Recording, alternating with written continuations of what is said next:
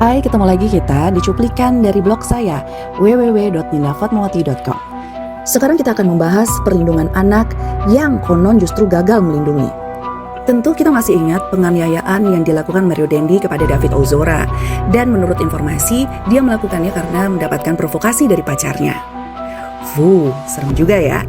Masalahnya, pacarnya dan David Ozora adalah masuk kategori anak.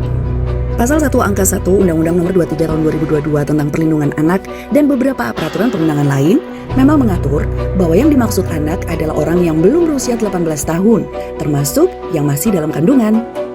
Dan negara memang bermaksud untuk melindungi anak, sehingga bahkan untuk perbuatan-perbuatan yang dilakukan oleh anak, hukumannya itu diberikan batas maksimal 1/2 atau setengah dari maksimum ancaman pidana penjara bagi orang dewasa.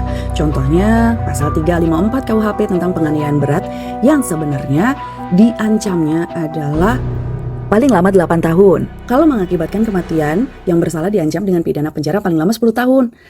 Tapi dalam Undang-Undang Sistem Peradilan Anak, Pasal 81 mengatur bahwa pidana penjara yang dapat dijatuhkan kepada anak paling lama 1/2 dari maksimum ancaman pidana penjara bagi orang dewasa.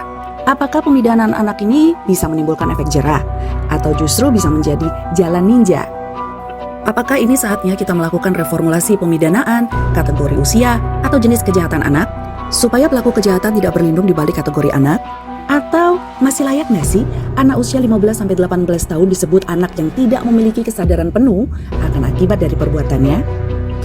Saya jadi ingat salah satu adegan dalam drakor yang berjudul The Glory. Ada salah satu scene yang bercerita tentang anak yang mengancam menusuk ayahnya saat melihat ayahnya menyiksa ibunya. Ketika ibunya melarang dia untuk menusuk ayahnya, dia mengatakan kurang lebihnya begini. Aku saja yang tusuk, Bu, karena aku masih anak-anak. Kalaupun aku bunuh ayah, aku pasti akan baik-baik saja.